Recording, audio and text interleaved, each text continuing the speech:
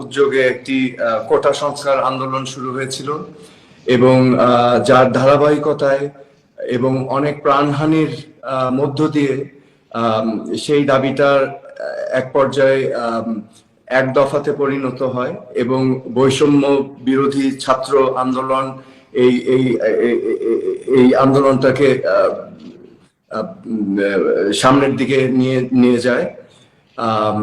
এবং এখানে বলতে হয় যে সকল প্রাণ আমরা হারিয়েছি, আবু সাইদ থেকে শুরু করে 4 বছরের ছোট্ট শিশু আজাদ, 6 বছরের ছোট্ট বাচ্চা মেয়ে, নামটা মনে আসছে না, আমরা জানি যে পানি দিতে মুগ্ধকে হত্যা করা হয়েছিল।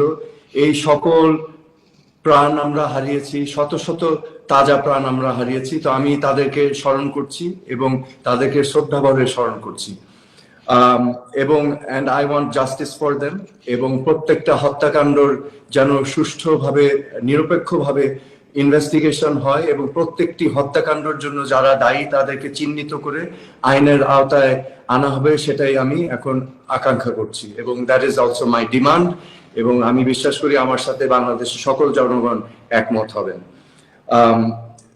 এখন এই ছাত্রদের আন্দোলনের মাধ্যমে একটি অভ্যুত্থান ঘটে গিয়েছে বাংলাদেশে।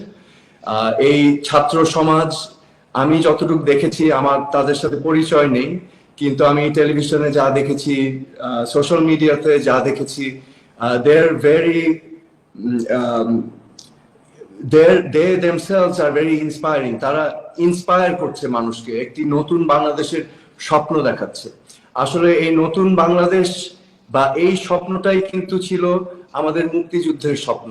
হ্যাঁ, একটি বৈষম্যহীন সমাজ, একটি সমাজ যেখানে মেধাই হবে মাপকাঠি, সবকিছুর মাপকাঠি, একটি সমাজ যেখানে ধর্ম। মুক্তিযুদ্ধের কিন্তু উদ্দেশ্যই ছিল যে এই সমাজে আমরা মেধাই হবে আমাদের সবকিছুর মাপকাঠি। এমন একটি সমাজ যেখানে ধর্ম বর্ণ নির্বিশেষে আমরা সমান অধিকার নিয়ে আমরা এই সমাজে অগ্রসর হব। তো আজকে যে ছাত্র সমাজগুলো নিয়ে এসেছে সেটা কিন্তু এই একই চিন্তা। সো আমি এটা দেখে আমি নিজেই খুব ইন্সপায়ার্ড হয়েছি যে নতুন জেনারেশন এখন বেরিয়ে এসেছে, তারা মত প্রকাশ করছে একটি সুন্দর ভবিষ্যতের জন্য, একটি দুর্নীতিমুক্ত অনিয়মবিহীন একটি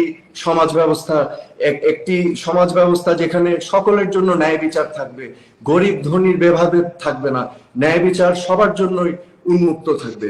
সো তারা আজকে এই আন্দোলনের মাধ্যমে সেই বাংলাদেশের স্বপ্ন দেখছে। সো আমিও এই স্বপ্নের সাথে মনে প্রাণে ঘোষণা করছি এবং আমিও আমার রাজনীতি শুরু করেছিলাম এই একই স্বপ্ন নিয়ে। আমি কিন্তু রাজনীতিতে এসেছি এই স্বপ্ন নিয়ে এবং আমি এটা না বললেই হয় না। 2008 সালে যখন আমি নির্বাচন করি দ্বিতীয়বারের মতো, তখন আমার দল একটি ম্যানিফেস্টো দিয়েছিল, দিন বদলের সনদ। এই দিন বদলের সনদেই কিন্তু এই সকল কিছু, এই স্বপ্নটাকেই কিন্তু তুলে ধরা হয়েছিল এবং সেই স্বপ্ন নিয়েই কিন্তু আমি সেদিন নির্বাচন করেছিলাম এবং যে আমাদের বাংলাদেশও এরকম সুন্দর হবে, একটা সোনার বাংলাদেশ হবে। সো